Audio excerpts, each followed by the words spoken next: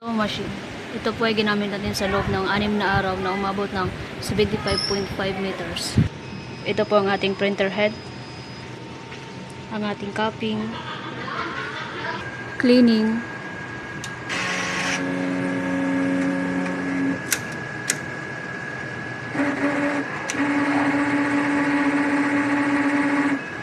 Nozzle check.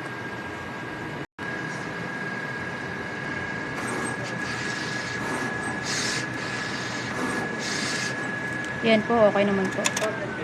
Ito po yung ating ink tank. Race tank. AVR. Ito po yung ating used ink.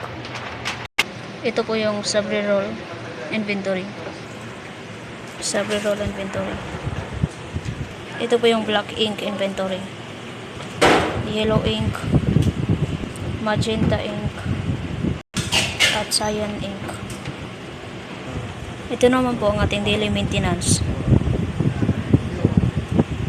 Ito naman po yung ating na-print.